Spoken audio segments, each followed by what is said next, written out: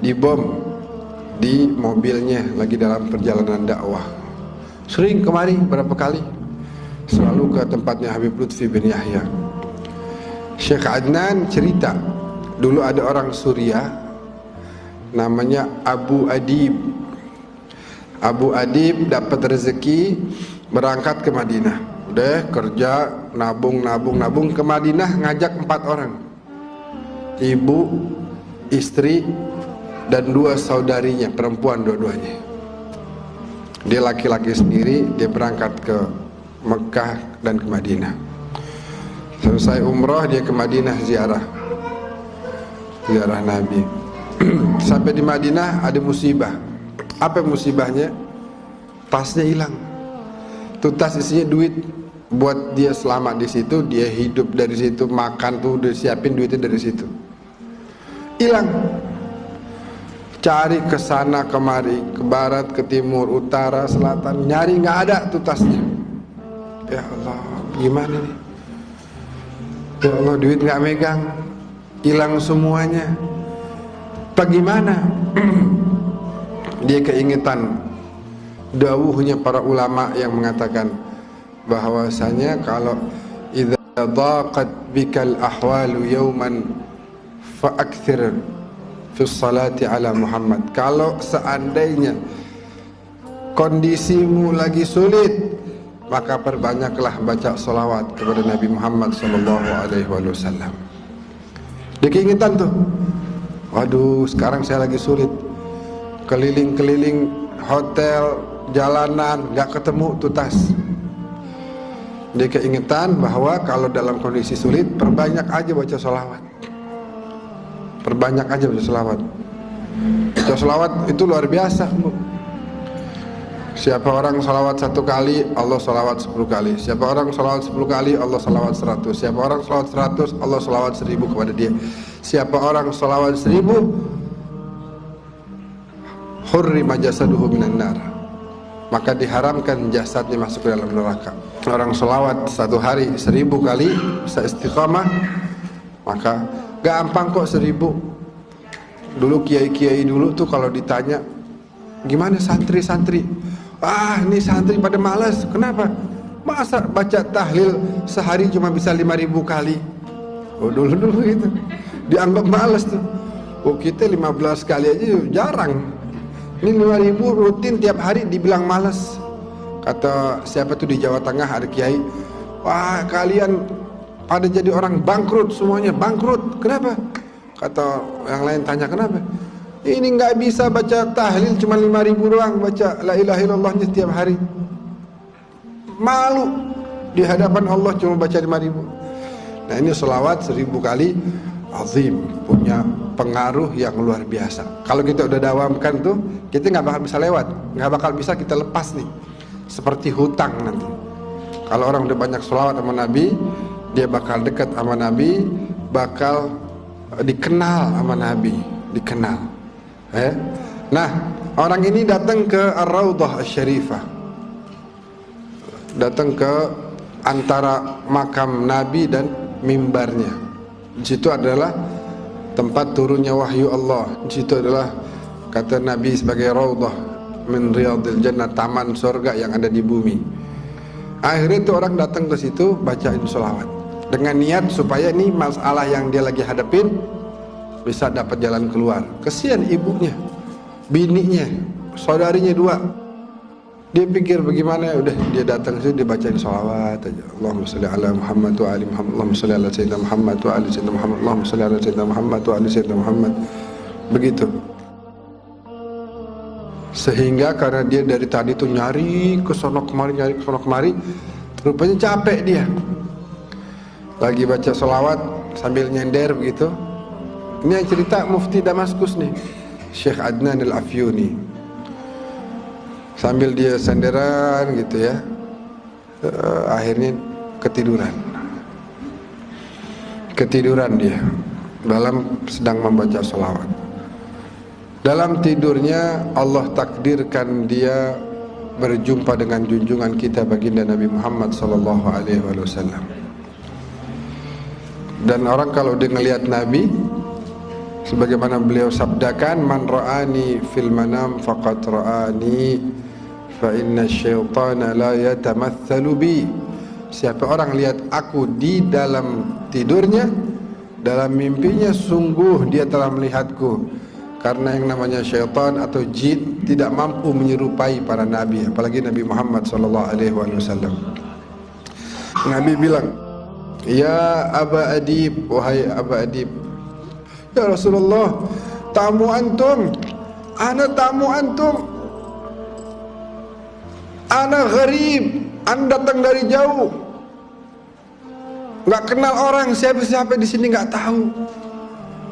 Datang bawa bekal buat makan, buat tinggal di sini, hilang. Ya Rasulullah, antum sahibul bait, tolong jamu saya nih, cariin jalan keluar buat masalah saya. Kata Rasulullah apa? Ya Aba Adib, idhab ila bab fulani, pergilah engkau ke pintu sekian. Nabi itu makamnya ada pintu-pintu. Itu 1, 2, 3, 4, 5, 6, 7, 8 sampai 30-an kalau nggak salah. Pergi engkau ke pintu sekian disebut sama Nabi. Nanti ada penjaga makam di situ, namanya Utsman. Bilang sama dia bahwasanya inna Rasulullah yuqri'uka salam. Nabi Muhammad bilang kirim salam sama dia. Bilang sama si Utsman, engkau setiap hari bersolawat 1000 kali kepada Nabi. Dan sekarang Nabi memerintahkan engkau untuk memberikan jalan keluar bagi saya. Cariin jalan keluar bagi saya. Terbangun dia nangis gerung luar biasa. Bagaimana enggak? Dia pandang tuh wajah paling indah. Dia dengar tuh suara paling merdu. Ya, dia lihat ciptaan Allah paling sempurna. Buru-buru dia salam ke pusara suci Rasulullah, lalu dia cari ke pintu sekian, terus dia bilang, afikum Utsman, ada dari kalian nih para penjaga yang namanya Utsman? Terus satu orang bilang, hadza, ini orang ini si Utsman. Terus, boleh saya bicara sama antum? Boleh. Ya Utsman, saya Abu Adib dari Suriah.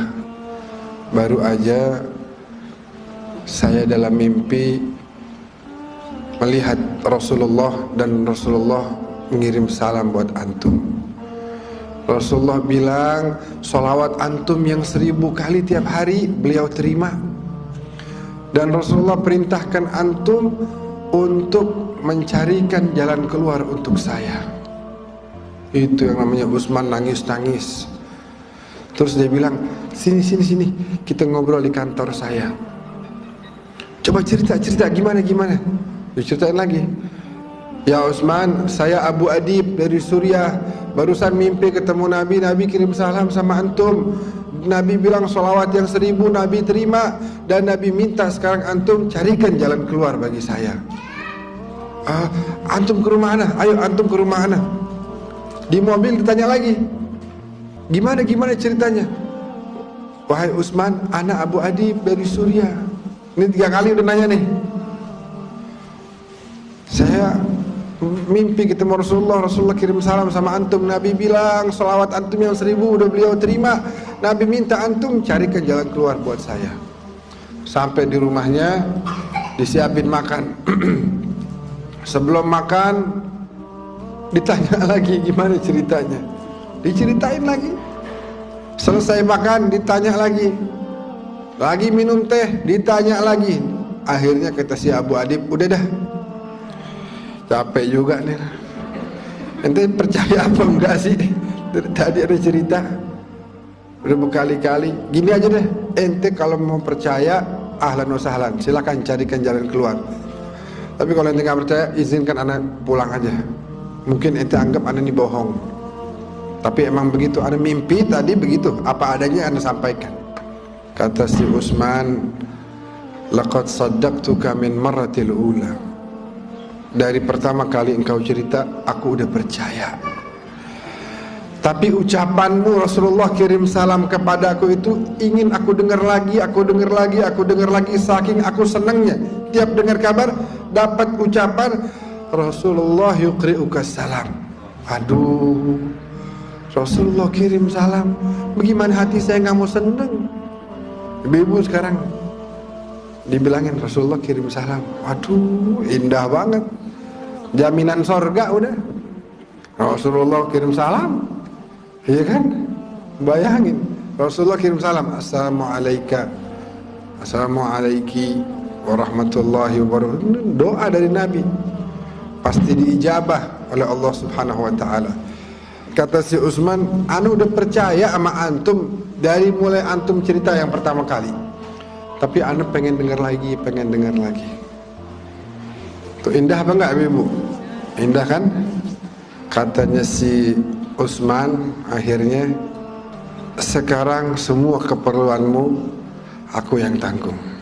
Engkau adalah tamunya Rasulullah sallallahu alaihi wasallam. Maka sebuah kemuliaan untuk saya menjamu tamunya kekasih saya Rasulullah sallallahu alaihi wasallam. Antum bisa bayangin tuh, kemuliaan yang didapat sebenarnya lebih kepada si Utsman daripada si Abu Adib. Kenapa? Karena dia mendapatkan amanah, kepercayaan dari Nabi. Nabi meminta kepadanya satu permintaan, dan itu kemudian menjadi penyebab kemuliaan bagi dia. Bagaimana dia bisa dapatkan kemuliaan tersebut? Dengan tadi, tiap hari dia baca salawatnya berapa? 1000 kali.